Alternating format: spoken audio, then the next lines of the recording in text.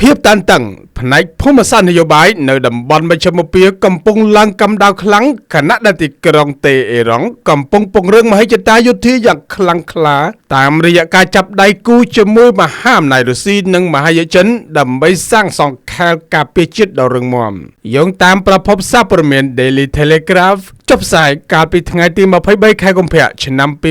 2026បានឲ្យដឹងថាអ៊ីរ៉ង់និងរុស្ស៊ីបានសម្រេចកិច្ចព្រមព្រៀងសម្ងាត់ក្នុងទំហំទឹកប្រាក់ប្រមាណ$535 លាន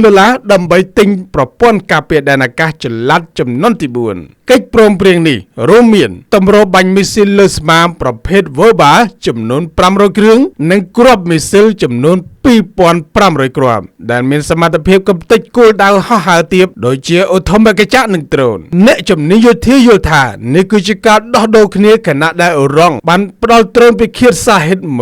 136ឲ្យរុស្ស៊ីប្រើប្រាស់ក្នុងសមរភូមិអ៊ុយក្រែននាពេលកន្លងមកក្រៅពីទិញខែលការពារអាកាសពីរុស្ស៊ីអ៊ីរ៉ង់ក៏បានងាកទៅរកមហាយចិនដើម្បីទិញមីស៊ីលស្វ័យនាំផ្លូវ Cruise Missile ល្បឿនលឿនជាងសម្លេងប្រភេទ CM302 ដែលអាចបាញ់បានចម្ងាយ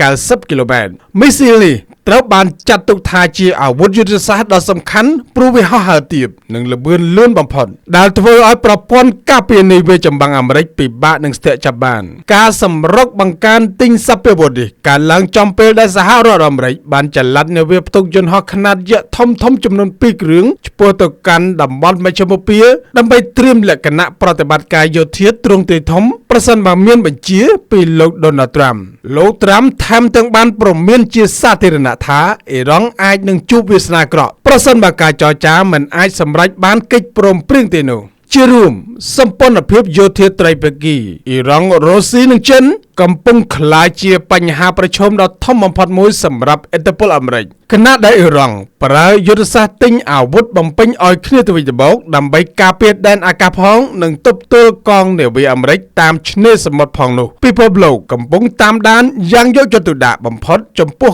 ការសម្រេចចិត្តចុងក្រោយរបស់ទីក្រុងវ៉ាស៊ីនតោនខណៈដែលតុល្យភាពអំណាចនៅមជ្ឈមពាហ៍កំពុងផ្លាស់ប្ដូរទៅរកភាពតានតឹងកាន់តែខ្លាំងឡើង